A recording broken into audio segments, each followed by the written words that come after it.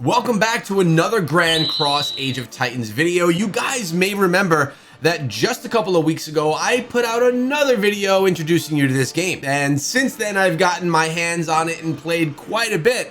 And I've been enjoying this anime-style kingdom builder. It's been a lot of fun and has some great features, some of which I'm gonna take you through today. But before I do, I wanna thank Grand Cross Age of Titans for sponsoring today's video.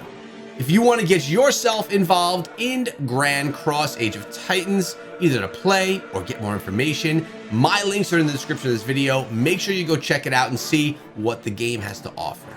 So as you can see so far, I have built up my little city here. We have our castle. We have something that I think is really cool, which is where we have our Titans hanging out. Looking forward to unlocking some of these Titans and seeing them in action as well. That will be coming in my following video, so make sure that you're around, you're staying tuned, and you're ready to see what's going on there. We've also got a bunch of troops training so that we can take them into battle. We have our resources being made as well. We have hospitals to heal up our troops, and we're continuously expanding out into the nature outside of the castle. Lots to be built here, and to be fair and honest, I love the beginning stages of kingdom builders. I love the building, the development, and the learning that takes place inside of the game because it's something that once you get to end game, it's all done. So you should really enjoy it as you're there. Take your time, have fun putting things together, kind of put your village together a way that you think looks cool, and really get to know the game and all the elements of it so that when you keep progressing, you're in the know and you know what's up, you know what's going on, and you really know how to kind of thrive inside of the game. With that being said, we're gonna dive into a handful of things that you may want to know right now. So first things first, you need to know is that the world is not just here. It's not just inside of the city, because there is also a world outside where you are out in the wilderness and you can do things. You can go gathering resources, as we're going to do right now. Oh yeah, no, we don't want her to go gather. We're gonna have her actually go attack some of these troops here. Boom, we're gonna get a little attack on so you can see what that looks like, because lots of these types of things happen in the open world. And I think it's really fun to do this. I really love, something that really stands out to me is the two-dimensional style artwork. I love anime style art, and I haven't seen it done in a kingdom builder, and it's done really well inside of this one. So if you're into kingdom builder strategy style games that have tons of combat, tons of rewards to collect, and are in the anime space, Grand Cross Age of Titans. Let's go. All right, so right now we're gonna even come on over here and we're gonna go in a battle against these level ones. Should be fairly easy, yes. Oh, that's not a level, the level ones ran away and the threes snuck in on me. Well, we're still gonna crush them. So there's a lot of things you could do in the open world. As I mentioned, you can go there, you can do the attacks, but you could also go gather resources that you can then use later on to upgrade your facilities inside of your territory.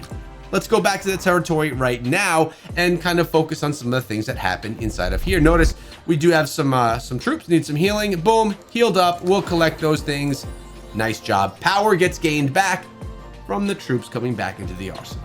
Oh, one more thing before we go back. I wanted to show you guys that there's a lot of things that you can look for. You could look for monsters, you could look for croplands, logging camps, mines, and gold mines, which will eventually be unlocked. And you could choose by level of monster what you actually want to find. So if I'm looking for a level 7, I would just click that and it takes me to the level 7s. You have to progress through the levels previous or prior to get to the next level to do those attacks. But super simple, super easy.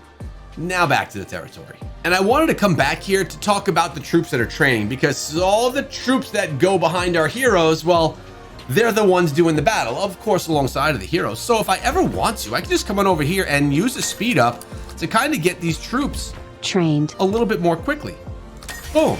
Look, they're ready to go. We can collect our troops right now, and then we can go train up some more, just continuously building our army, making it larger and larger. Of course, over time, we'll be able to upgrade these as well, which are then gonna allow us to get stronger troops to go by our heroes and to kind of progress. Oh, you wanna see what heroes I'm working with and focusing on right here? Well, we've been working on Destina Really like her. Actually, we have a talent that we could upgrade here. This is a look at the hero talent trees as well. You could choose many different builds. That's up to you and how you want to build yours out. For me, this is where we're going. We wanted to get that increased troop attack. Something was on my leg. We wanted to get that increased troop attack by 1.2%. And I also have been doing a little bit of work on our Valkyrie, because who doesn't love a good Valkyrie? As you can see, this is a cavalry style hero. And over here, we have Combine and Station. So that's what we've been kind of working on. So now that you know about the troops, because you got to know about training up troops, don't forget about it. And don't forget about spending your skill points and your heroes either. You know, progress them. Let's dive back into the open world. So you see we're doing our gathering right here. You need to understand that gathering is going to be more productive than actually producing resources inside of your territory. You're going to be able to get more resources more quickly if you're out there and doing gathering. So when you're putting the game down for a little bit, or when you're about to walk away, or when you're going to sleep, make sure you send out your gatherers so you're getting the resources that you need to progress the account. Now, you saw some of the battles we had against these cute little monsters, right? But what about this fortress right here? What are we gonna be able to do here? We have to rally a fortress, and that's gonna take 5 minutes to set up that rally. That means I'm calling to arms all of my teammates in my alliance, because yes, we are in an alliance, to join me in this battle to rally the fortress. So let's see if we can get anyone to join us in this battle. Until then, we have other things to talk about. And this is what a fortress rally actually looks like.